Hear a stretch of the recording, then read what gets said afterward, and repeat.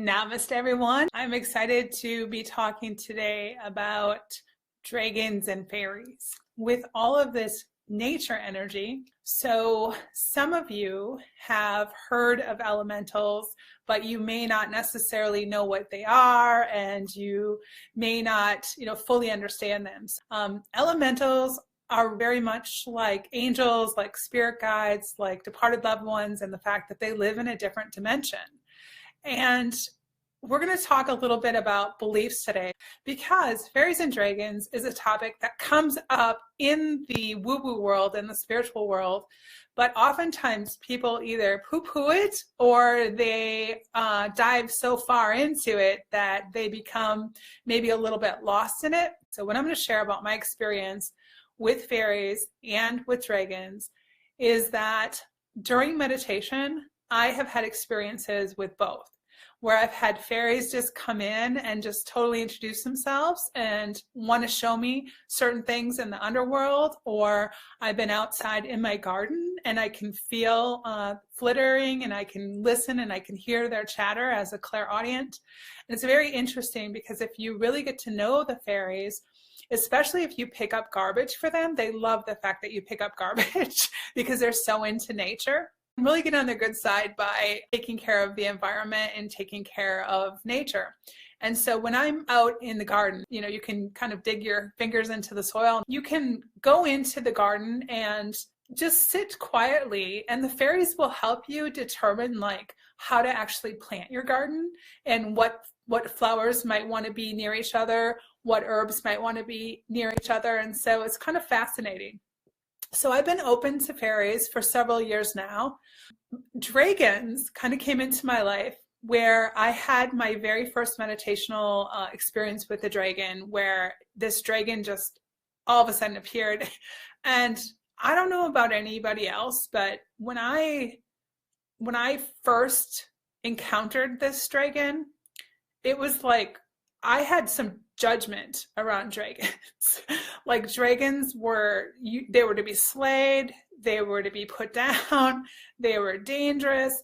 Now, there's some movies out there where, there's nice dragons and kind dragons. So I was kind of confused. I wasn't sure exactly how to take this or why this dragon was coming into my life. But my first reaction was fear based on judgment. So it's kind of like if you're raised with certain beliefs, those things first pop out. So it was very interesting, my first reaction. So myths are traditional stories that are plausible as historical events that serve to unfold part of the worldview of a people or explain a practice, a belief, or a natural phenomenon. And that's according to Merriam-Webster's. So there are a lot of myths, and some people use myths. Native Americans love to tell stories that there's some truth to it. And so I know growing up in the Midwest, there was myths about the lumberjack Paul Bunyan, for instance, and how Paul Bunyan created Minnesota's 10,000 lakes with his footprints. And some of you might have heard that. There's probably myths somewhere around you that you remember hearing or growing up. Loch Ness monster myths. There was also Johnny Appleseed, who traveled the country on foot and he planted apple trees as he went. This was a myth that my dad used to tell me often whenever we would see apple trees, especially growing in the wild. So what I can tell you about myths is that just like Paul Bunyan did exist, and just like Johnny Appleseed, there was a man who was named John, who did go out and he did plant some apple trees. Most myths are based on some type of reality, some type of fact. And so if you keep that in mind, why is it that fairies and dragons and unicorns and Bigfoot, why is it that they exist and they've existed for so long if they really don't exist? So this is kind of an interesting question, is did they exist at one point? Do they still exist on the other side? And what keeps them in existence? What keeps them in play? Is it our co-creating the reality, manifesting them into existence? So it's just something to consider. I don't have anybody's answers, but I certainly like to pose these questions so that you can dig a little bit deeper into your own truth. So whether it is unicorns or fairies or dragons or Santa Claus or, the Loch Ness monster, any other mythical being that exists, there are enough people who believe they live beside us, mostly unseen and occasionally manifested physically, which I find very interesting. So what does Merriam-Webster's have to say about fairies and about dragons? So here's the definition of a fairy according to Merriam-Webster. A fairy is a mythical being of folklore and romance, usually having diminutive human form and magic powers. Now here's the thing about fairies is they look like little kids, right? I mean, they just look really tiny, like little angels, and we can relate because they have eyes and they smile and they have a nose and they have ears, right? And so we can relate, and perhaps that's why they feel a little bit more safe than a dragon. Here's the definition of a dragon. A dragon, the very first definition is a huge serpent, which I sort of was surprised by when I saw this, but then when I started digging into the historical aspects of the dragon, it made more sense. The second definition of a dragon is a mythical animal, usually represented as a monstrous winged and scaly serpent or saurian with a crested head and enormous claws. Now that definition in itself sounds a little scary, especially when you see movies and then you also see that they breathe fire in some cases. And so let's talk first about dragons. Through my own understanding of dragons, after I started doing some research and talking to some people, as well as some things that I was able to piece together today. So culturally around the world, there are many interpretations of the dragon. Yet they are often represented across the world as energies of transformation.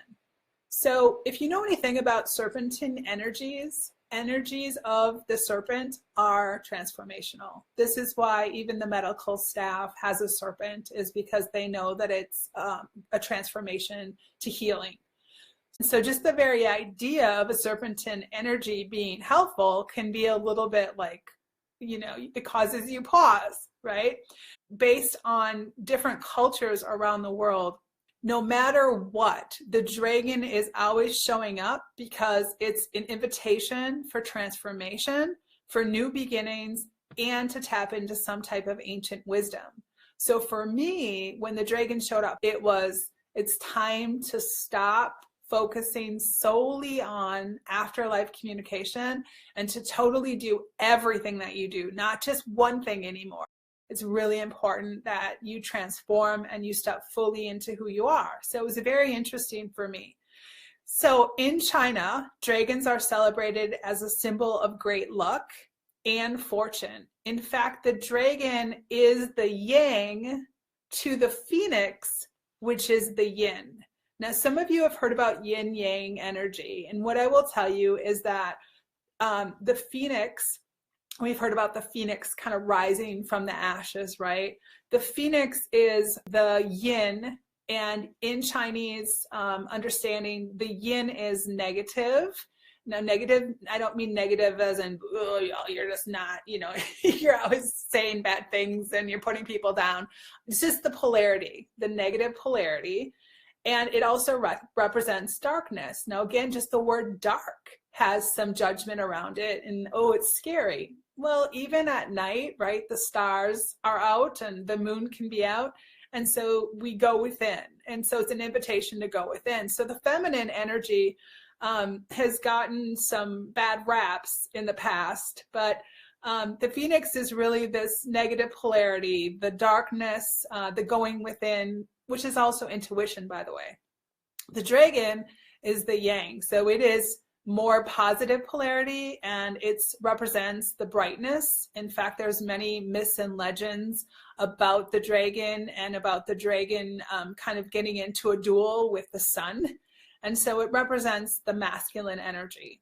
So when we have the dragon with the phoenix in Chinese upbringing, myths, etc., the yin and the yang are the two halves that together complete wholeness. So in Europe, some people have heard about the Celtic people. In Europe, they actually paint dragons on banners and flags. And one story allegedly says the reason for this is because the father of King Arthur of Camelot revered the dragon so much, then he taught his son, King Arthur, that, you know, when you go after the dragon, it's much like when we kill, as a Native American, when you kill an animal, you then take on their totem, you take on their spirit. It wasn't that you wanted to fear the dragon, it's just that when you slayed the dragon and you took the dragon down, you then took on the symbol of sacred power. When I read this, it had a much deeper meaning. It's like I understood this so much more in depth. So in fact, according to Wikipedia, the earliest attested dragons resemble giant snakes. And according to Chinese culture, they date back to the 5th millennium with the discovery of the dragon statue. So they also appear in art and literature in ancient Near East, Mesopotamia, between 2334 and 2154 BC. So they go back a while, everyone. And by the way, Mesopotamia was originally Sumeria. So for over 2,000 years, it was Sumeria. And there are some who have written that the dragon can be traced back as far as 4000 BC. So that kind of leads me back to, why has the dragon and why has the fairy been in our realm, been in our awareness, been in our existence for as long as they have, if they don't really exist, especially as long as they have? 4000 BC, it's a long time. So the other piece is, why sometimes are dragons portrayed as dangerous and evil and other times as helpful, as kind? I would like to say that perhaps they're just misunderstood. Ironically enough, dragons appear most in myths and in what? In fairy tales, right? In fact, there's actually a dragon that's called the tiny fairy dragon, which is interesting to me. But fairy tales, so why do we believe in fairies then? And what is it about the fairy that we believe in? So I'm going to shift to that for just a minute. So some of you have read about my very first experience with fairies, about how I was walking along and I was picking up garbage and I kept receiving all these signs when I became open to the possibility that fairies existed. And what I can tell you is the same thing occurs when you're open to the possibility that you have a dragon on the other side who's there helping you. So the fairies, the earliest record mention of fairies comes from 1000 BC in the Iliad. And I love the Iliad and the Odyssey. So Greek poet Homer wrote, "Water fairies dance in mazy rings." So some of you have heard of the poet William Butler Yeats. And back in the 19th century, he divided fairies into two categories. He called some social and some solitary, which is very interesting when you look at how long this has been going on. So we talked about how fairies work hand in hand with Mother Nature, and there are hundreds of legends all across the world in dozens of different cultures. Some Native Americans describe the fairies as little people. And then, of course, the Irish, they refer to the fairies as wee folk. And we also hear of leprechauns, which is quite famous in terms of St. Patrick's Day. So this was something that I sort of knew of growing up. One of the benefits of going to school in a bigger city the way that I did growing up was that there was a lot of Vietnamese people. In fact, we had neighbors for years who were Vietnamese. They have an ancient myth of creation, and they believe that they are descendants of both the fairy and the dragon combined. So isn't that fascinating? So let's talk about belief for just a moment. According to Merriam-Webster's, belief is an acceptance that a statement is true or that something exists. So as long as we're giving it attention and consideration, we're allowing it to exist. And that's the belief. The belief can do amazing things when it comes to keeping something alive. Yet some of you have beliefs that are a little bit, right, twisted. And so long as you keep giving attention to it, it's going to stay. And so we have to be really cautious of beliefs. So the belief, again, is an acceptance that a statement is true or that something exists. So just like asking the question, is there any proof that God exists? That belief in fairies and dragons is taken on what? It's taken on faith value, right? Faith value. So our entire existence is based on that which we perceive existence to be. You know, many people have experiences that they just cannot possibly put into words. And what I love about the SoulFelt family is that we can openly have these conversations and not judge each other for the experiences that we have. We can be open to each other's truth, to each other's belief. And for me, I have gone so far as to ask for signs from fairies to the point where before my very eyes, I have seen out in the sky as I was seated, I have seen rings of light that start to play and dance. And then we're not talking like the sun just beaming in a certain way. We're talking about rings of light that show up. Now, would some people think I'm absolutely crazy and put me in a loony bin? Maybe, right? But what I love about all of you who are here is that you've all had your own experiences where you know, and you don't know something until you know something. And that's why it's enjoy the experience, because once you've experienced it, then at a deep, deep level, you know it. And you come to understand it.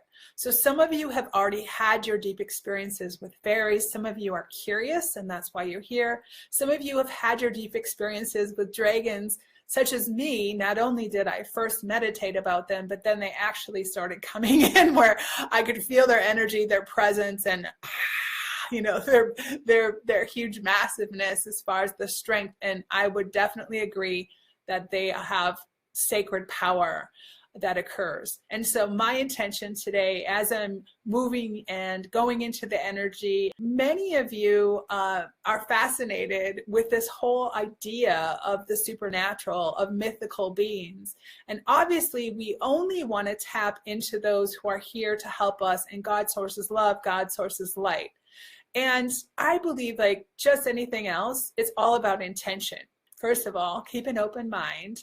Trust and know that whatever's coming in is happening for a reason. It might be because that's where you're at vibrationally right now. It may be because, in my case, with the very first fairy encounter that I had, you're supposed to dive into it a little more and be open. Be open to the possibility that fairies and dragons exist and that they are archetypes here to offer you play and here to offer you strength for beautiful transmutation.